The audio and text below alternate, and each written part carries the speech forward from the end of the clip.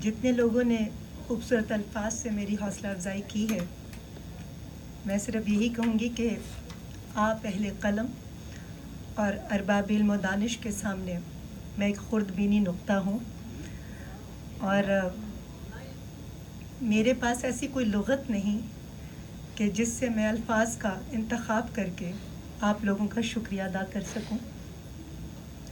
मैं सोचती थी कि बहुत कम लोगों के पास ऐसा दिल होता है और ऐसा ज़र्फ़ होता है जब अपनी ज़ात की नफ़ी करके दूसरे की हौसला अफजाई करते हैं। इल्म तो इब्लीस के पास भी था, लेकिन ज़ात की नफ़ी नहीं थी। आप तमाम हाज़रीन महफ़िल, ख़ास तौर पे इल्म अदब के इतने बड़े नाम जो मुख्तलिफ़ दुनिया के हिस्सों से यहाँ पर तशरीफ़ लाए हैं और जो यहीं पर रहते हैं, आपने जिन अल्फाज से मेरी हौसला अफजाई की, यकीन कीजिए कि अल्फाज नहीं है मेरे पास कि मैं कैसे आप सबका शुक्रिया अदा कर सकूं। जो लिखा था वो भूल गई, जो दिल से बोलना चाह रही हूँ वो याद है। इस एज़ाज़ के हवाले से मैं हुकूमत पाकिस्तान की बहुत मशकूर हूँ। वो फ़ारसी की एक मिसल है, ई सादत बज़ोर बाजू नीस्त, ई सादत बज़ोर बाजू नीस्त, ताना बख्शिंद खुदाए बख्शिंदा। जिसे खुदा इज़्ज़त देता है और जिस पर उसकी बख्शिश है, ये एज़ाज़ उसी की वजह से है, वरना मेरी क्या हैसियत है। मैं आपने कहानी की बात की, आपने फ़िल्म की बात की, क़िस्सों की बात की, मैं ज़रूर उस हवाले से बोलना चाहूँगी, मगर उससे पहले चूँकि एक आर्टिस्ट के तौर पर, एक एक्ट्रेस के तौर पर दिखने में बहुत आसान लगता है कि आप शोहरत के किसी मकाम पर पहुँचें और बस फिर चकाचौंध रोशनियों में अपने आप को जब आप लेकर चलते हैं तो लोगों की तवज्जो का मरकज़ बनते हैं। मगर उसके साथ साथ जब आप एक बहू बनते हैं, एक बीवी बनते हैं, एक माँ बनते हैं और मुआशरे के अंदर आप इन तमाम चेहरों को लेकर जब चलते हैं और उसमें आपको अपने एक आर्टिस्ट होने का भी अंदाज़ा होता है, वो भी एक अंदर सोच होती है। इतनी सारी शख्सियात को बैलेंस करना कहने को आसान है, मगर यकीन कीजिए कि बहुत मुश्किल है। अपनी ज़ात की नफ़ी करना दुनिया का सबसे मुश्किल काम है, जिससे मैं हर लम्हा गुज़रती हूँ। मुझे अपने आप को अच्छा दिखाना भी है, मुझे शौहर की ख्वाहिशात का ख्याल भी रखना है, एक माँ की हैसियत से अपने फ़राइज़ भी सर अंजाम देने हैं, इल्म की तालिब इल्म की हैसियत से अपनी रूह की तशफ़ी के लिए वक्त निकालना है, दुनियादारी भी निभानी है, मुआशरती कुछ काम हैं उनको भी निभाना है, अपने फैमिली के साथ भी ताल्लुक़ रखना है, ससुराल को भी देखना है, दुनिया वालों को भी देखना है। और फिर आपको तो मालूम है कुछ तो लोग कहेंगे, लोगों का काम है कहना, मगर हम ये नहीं कह सकते छोड़ो बेकार की बातें। कहने को हम कह देते हैं, मगर ये बेकार की बातें नहीं हैं। मेरी कामयाब ज़िंदगी का जो राज है, उस हवाले से यही कहूँगी कि लंबा धागा और लंबी ज़बान हमेशा उलझ जाते हैं। लंबा धागा और लंबी ज़बान हमेशा उलझ जाते हैं, इसलिए धागा लपेट कर और ज़बान समेट के रखनी चाहिए। मैंने अपनी ज़िंदगी की ख्वाहिशात को धागे का रूप देते हुए उनको समेट कर रख दिया और लपेट कर रख दिया और ज़बान को समेट के रख लिया। शौहर अगर किसी बात पे गुस्सा करते हैं तो ये सोचती हूँ कि कान में सुनाई नहीं दे रहा। जवाब देने के लिए बोलने की कोशिश करती हूँ तो समझती हूँ और अपने आप को समझाती हूँ कि ज़बान नहीं है मुंह में। और जब कभी कोई उनके टेलीफोन पर किसी खूबसूरत लड़की की तस्वीर या नंबर देख लूँ तो ये महसूस करती हूँ, यकीन दिलाती हूँ कि मैं अंधी हूँ, मुझे दिखता नहीं। और वो मौलाना रूमी रहमतुल्लाह अलैह की बड़ी खूबसूरत एक कहावत है कि जिन बातों पर झगड़ा कर कर इंसान मनो मट्टी तले चला जाता है, अगर उन्हीं बातों पर थोड़ी सी मिट्टी डाल दे तो ये ज़िंदगी बहुत खूबसूरत हो सकती है। तो मैं झगड़ा नहीं करती, इंसान हूँ, गलती का पुतला हूँ, गुस्सा कभी कभी आ जाता है, मगर ये है कि कोशिश करती हूँ कि ऐसी कोई बात ना कहूँ, ना करने की कोशिश करूँ जिसकी वजह से میرے شوہر کی دل آزاری ہو یا کسی بھی رشتے کی یا کسی بھی بڑے کی دل آزاری ہو میری کسی بھی بات کی وجہ سے. آج کل ہم جس معاشرے میں رہتے ہیں, کیونکہ میرا ایمان ہے کہ سوچ اچھی ہونی چاہیے, کیونکہ نظر کا علاج ممکن ہے, نظریے کا نہیں. اور اپنی ذات کے حوالے سے بس میں اتنا کہنا چاہوں گی کہ جہد مسلسل کی طرح زندگی کو گزار رہی ہوں, کیونکہ پہاڑوں سے نکلنے والے جھرنوں نے کبھی یہ نہیں سوچا, نہ کسی سے پوچھا کہ سمندر کتنا دور ہے. تو بس یہ زندگی کا سلسلہ ہے جو چلتا رہے گا, مگر اپنی ان تمام چیزوں کو میں مبارک صدیقی صاحب کے کچھ اشعار ہیں, بہت خوبصورت ان کا ایک کلام ہے, اس کے ذریعے میں سمجھیے کہ دریا کو قوزے میں میں نے بند کر دیا. خزاں کے رت میں گلاب لہجہ بنا کے رکھنا کمال یہ ہے. خزاں کے رت میں گلاب لہجہ بنا کے رکھنا کمال یہ ہے. ہوا کی زد پہ دیا جلانا جلا کے رکھنا کمال یہ ہے. ذرا سی لغزش پہ توڑ دیتے ہیں سب تعلق زمانے والے. ذرا سی لغزش پہ توڑ دیتے ہیں سب تعلق زمانے والے. سو ایسے ویسوں سے بھی تعلق بنا کے رکھنا کمال یہ ہے. کسی کو دینا یہ مشورہ کہ وہ دکھ بچھڑنے کا بھول جائے. کسی کو دینا یہ مشورہ کہ وہ دکھ بچھڑنے کا بھول جائے, اور ایسے لمحے میں اپنے آنسو چھپا کے رکھنا کمال یہ ہے. خیال اپنا مزاج اپنا پسند اپنی کمال کیا ہے. خیال اپنا مزاج اپنا پسند اپنی کمال کیا ہے. جو یار چاہے وہ حال اپنا بنا کے رکھنا کمال یہ ہے. بازو اتنے پہنے ہیں بال کٹوانے نہیں, اتنا ویٹ گین نہیں کرنا, تو خیال اپنا مزاج اپنا پسند اپنی کمال کیا ہے. جو یار چاہے وہ حال اپنا بنا کے رکھنا کمال یہ ہے.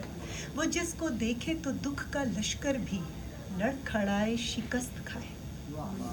وہ جس کو دیکھے تو دکھ کا لشکر بھی لڑ کھڑائے شکست کھائے. لبوں پہ اپنے وہ مسکراہٹ سجا کے رکھنا کمال یہ ہے. ہزار طاقت ہو 100 دلیلیں ہوں پھر بھی لہجے میں عاجزی سی. ہزار طاقت ہو 100 دلیلیں ہوں پھر بھی لہجے میں عاجزی سی. ادب کی لذت دعا کی خوشبو بسا کے رکھنا کمال یہ ہے. تو ذات کی نفی کرنا, اپنے آپ کو اپنے دائرے کے اندر رکھنا, یہ دنیا کا بہت مشکل کام ہے جس سے ہر انسان گزرتا ہے, مگر بہت کم اور بہت کم ظرف والے وہ لوگ ہوتے ہیں جو اس خاردار تار سے گزر پاتے ہیں. تو یہ بس زندگی کی کامیابی کی کنجی بھی ہے کہ سمن بکمن انڈین, اس کو اپنی لغت میں شامل کر لیجئے اور خوش رہیے, خوشیاں بانٹیں.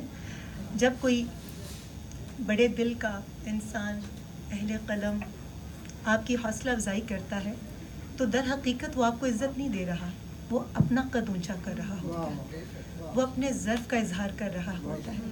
کیونکہ طفل مکتب اور جاہل, اس کی روح میں تو بہت زیادہ تشنگی ہوتی ہے کہ اچھی بات, خوبصورت الفاظ, اچھے لوگوں سے حوصلہ افزائی کہیں سے مل جائے. اور جب ایسے لوگ اپنا دل بڑا کر کے ایسی خوبصورتی کا مظاہرہ کرتے ہیں تو یقین کیجئے کہ بہت اچھا لگتا ہے, اور ایسے لوگوں کے لیے دل سے دعا نکلتی ہے کہ یہ کہنے کو تو عمر کے اس حصے میں ہے کہ جب لوگ کہتے ہیں کہ جی بس ان سے جائیں دعا لے لیں یا ان کی بس ایک آدھ سن لیں. لیکن میں سمجھتی ہوں کہ جو ایسا سوچتے ہیں وہ بہت بدقسمت ہیں. ایسے لوگ ہمارے لیے اتنا بڑا اثاثہ ہے جن کے ہونے سے لگتا ہے کہ آج بھی علم اور آج بھی اچھے لوگ اس دنیا میں ہیں. تو بہت شکریہ, خدا آپ سب کو سلامت رکھے. اور ابو الحسن نقوی صاحب, آپ, یاسمین آنٹی, آپ, نور صاحب, آپ جیسے لوگ, شعیب صاحب اور جتنے بھی حاضرین محفل ہیں, جو بھی آ کر, کاظمی بھائی, آپ تمام لوگ, میں سمجھتی ہوں کہ اپنی ذات کے اندر ایک سمندر ہے. آپ لوگوں کا آنا, ایک دوسرے کی حوصلہ افزائی کرنا, मोना साहिबा, आपके लहजे का तो क्या ही कहना, कॉपी करने की कोशिश करते हैं आपको, तो बस मेरे पास अल्फाज नहीं है कि मैं कैसे आप सब का तहे दिल से शुक्रिया अदा करूं। और काले बिल्ले की जो आपने बात की, तो मैं मुख्तसरन मैं इतना बता दूं कि फिल्म हाथी मेरे साथी में हम एक फ़िल्म की शूटिंग के लिए गए, आदम स्पीक पर करने के लिए। वहाँ पर कुछ सीन पिक्चराइज़ करने थे। 35 लोगों का काफ़िला था जो चला कि हज़रत आदम अलैहिस्सलाम का जहाँ कदम मुबारक है, हमें वहाँ जाकर शूटिंग करनी है। वो 6700 फीट की बुलंदी पर था, पहाड़ की चोटी पर चढ़ना था। 16-17 साल की उम्र थी मेरी, और एक जज्बा था उस वक्त। शूटिंग से ज़्यादा जोश ये था कि दुनिया पर पहले इंसान का कदम मुबारक देखना है, मुझे वहाँ पहुँचना है। मेरी नानी ने, खुदा उनको जन्नत नसीब करे, एक मुझे सैंडविच दे दिया था जिसमें थोड़ा सा अंडा था और एक थर्मस जिसमें थोड़ी सी चाय थी। वो लेकर जब हम चले तो वो 35 लोगों का काफ़िला आहिस्ता बतदरीज कम होता गया और आखिरकार 7-8 मेरे ख्याल मील के बाद हम सिर्फ 5 लोग रह गए और बाकी सब लोग वापस चले गए। हमारे साथ जो लोकल गाइड था वो वहाँ का मकामी शख्स था। उसने कहा कि जी ये इतनी बुलंदी पर जाते हुए इस बात का ख्याल रखिएगा कि एक तरफ खाई है और दूसरी तरफ घना जंगल जिसमें काले बिल्ले भी हैं और वो सीधा शाहरग से पकड़ते हैं, बचने की कोई गुंजाइश नहीं। खैर मुख्तसरन हम आहिस्ता आहिस्ता किसी न किसी तरह एक दूसरे की हिम्मत बंधाते हुए चोटी तक पहुंच गए। वहाँ पर सीन भी पिक्चराइज़ कर लिया। मेरे साथ इरशाद भट्टी कैमरामैन थे, इरशाद साहब थे, उनके साथ जॉन रेम्बो, अफजल ख़ान थे, अशरफ शिराजी साहब थे और एक अकरम साहब थे असिस्टेंट जो थे, और मैं, हम 5 लोग। अब वो सब के सब रंगत के लिहाज से थोड़ा धीमा रंग था, मगर मुझे लगता है कि बहुत पुरकशिश रंग था उनका। उनको फ़ायदा ये था कि काले बिल्ले की उन पर नज़र बाद में जाती, मुझ पर पहले पड़ती।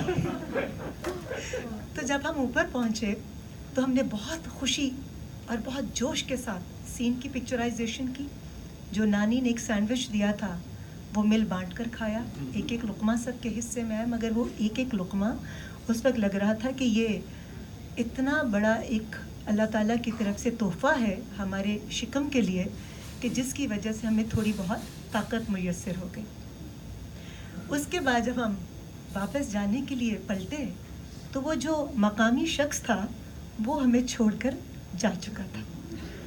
अब हमने एक दूसरे की शक्ल देखी कि वापस कैसे जाएं। वापसी का रास्ता तो किसी को मालूम नहीं, और जुगनों की चमक से अंदाज़ा होता था कि हम अंधे नहीं हैं।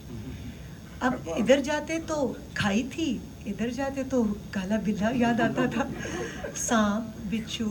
और आपको शायद मालूम होगा बहुत सारे लोगों को कि श्रीलंका में बहुत सारी जोकें होती हैं जो आपसे चिपक जाती हैं और जब तक उनका शिकम खून से भर ना जाए वो आपको छोड़ती नहीं। होती छोटी छोटी हैं मगर बहुत ख़तरनाक। अब इस घने जंगल का और इन तमाम चीज़ों का तो अंदाज़ा ही नहीं था, मगर जोश था कि हज़रत आदम अलैहिस्सलाम के कदम मुबारक को देखना है। देख भी लिया, शूटिंग भी कर ली। अब जब वापसी के रास्ते पर आए तो अब जान के लाले। लेकिन आफरीन है मेरे उन तमाम बहादुरों पर कि जिन सब ने मुझे कहा कि देखो तुमने सफ़ेद रंग के कपड़े पहने हैं, अल्लाह की तुम पर रहमत होगी, तुम आगे की तरफ चलो। मेरा दुपट्टा पकड़ लिया जॉन रेम्बो ने, उनके पीछे उनकी शर्ट पकड़ ली, कमीज़ का एक कोना पकड़ लिया अरशद साहब ने, फिर इरशाद साहब ने और फिर अशरफ शिराजी साहब ने। अब हम चलना शुरू हुए। मगर आप लोगों को मैं एक बात बताऊं कि उस वक्त जब आप उम्र के इस हिस्से में होते हैं आपको सही गलत की तमीज़ नहीं होती, मगर जो बचपन की बातें जो मैं कोशिश करी कि मैं अपने बेटे को भी सिखाऊं, जो आदत आपके अंदर गूंथ जाती हैं वो हमेशा आपकी ज़ात का हिस्सा बन जाती हैं। कुछ लोग कहते हैं कि आपकी पहचान आपके ख़ानदान से, आपकी मट्टी से होती है। वो दुनियावी बात है, मगर हर इंसान की अपनी एक खसलत है, उसमें ख़ानदान का, मट्टी का कोई असर नहीं होता। वो उसकी अपनी फितरत होती है, वो अच्छाई की हो या बुराई की हो। खैर अब मेरी फितरत में शामिल था कि मैं अच्छाई करते हुए सबसे आगे, और मुझे ہتھیار کے طور پر ایک کمزور سی ٹہنی پکڑا دی گئی کہ اگر بلا آئے تو اس کے ساتھ تم تھوڑی سا چنگ چونگ کر لینا. اور میں آپ یقین کیجئے کہ یہ میں ایگزیجریٹ نہیں کر رہی, میں کوئی بڑھا کر بات نہیں کر رہی, چونکہ وقت کے دامن میں اتنی گنجائش نہیں, مگر یہ قصہ تو بہت طویل ہے. مختصراً 2-4 منٹ کے اندر میں اس کو ختم کروں. ہم آگے کی طرف چلتے گئے. جو میں نے تربیت کی بات کی کہ وہ جو بچپن سے مجھے نماز پڑھنے کی عادت سکھائی گئی میری والدہ اور میری نانی کی طرف سے اور والد کی طرف سے, یہ ان کو میں نے دیکھا, اور آیت الکرسی مجھے زبانی یاد تھی. تو جی بالکل یاد ہے. مجھے نہیں معلوم تھا کہ آپ مجھے ایسے گھیر لیں گے. نہیں, میں آیت الکرسی کے بعد چلی جاتی, کوئی بات نہیں. اعوذ باللہ من الشیطان الرجیم, بسم اللہ الرحمن الرحیم. اللہ لا الہ الا ھو الحی القیوم لا تأخذہ سنۃ ولا نوم لہ ما فی السماوات وما فی الارض من ذا الذی یشفع عندہ الا بإذنہ یعلم ما بین ایدیہم وما خلفہم ولا یحیطون بشیء من علمہ الا بما شاء وسع کرسیہ السماوات والارض ولا یعودہ حفظہما وہو العلی العظیم. صدق اللہ العظیم. یہ فرمائش نہ کیجیے گا کہ ترجمہ بھی ترجمہ اپنے مترجم کے مطابق پڑھے جائیں گے.